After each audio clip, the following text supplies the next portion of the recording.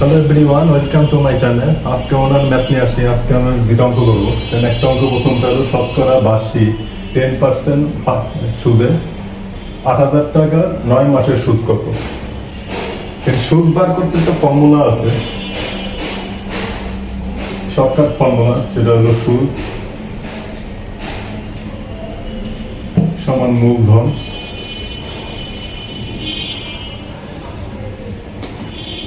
এবং সময়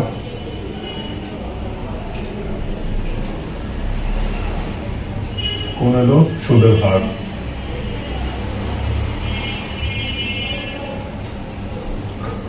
আমরা এখানে মানগুলো বসাই যে সুদ এখানে মূলধন আছে ৮,০০০ টাকা, সময় এখানে আছে ৯ মাস। ৯ মাস বলতে ১ বছর হলে ১ লিখতাম, আর যদি ৯ মাস হয় তাহলে মাসের হিসাবে সবসময় ৯/১২, তো ১২ মাসে ১ বছর। আর সুদের হার আছে 10%, তো ১০ গুণ ১০০।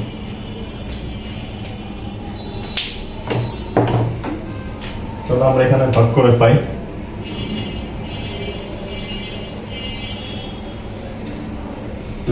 কাটাকাটি করতে পারি, তাহলে কত ৮০। এখানে যদি আমরা ১০ দিয়ে করি ৬ আর ৫, তাহলে কত থাকে ৮০ গুণ ৯ গুণ ৫, ভাগ দিলাম ৬, তাহলে হলো ৬০০ টাকা। এটাই হলো অ্যান্সার। ৬০০ টাকা হলো শতকরা বার্ষিক 10% সুদে ৮,০০০ টাকার ৯ মাসের সুদ হলো ৬০০ টাকা। তো পরবর্তী অঙ্কটা আমরা দেখব।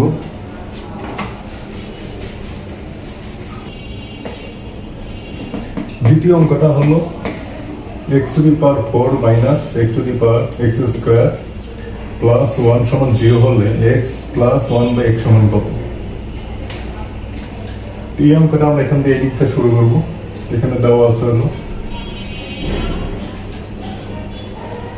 x⁴ মাইনাস x² প্লাস 1 সমান 0, তাহলে অর x⁴ এখানে প্লাস 1 আর এখানে এই মাইনাস এক্সটা আমরা এই পাশে নিলাম x²,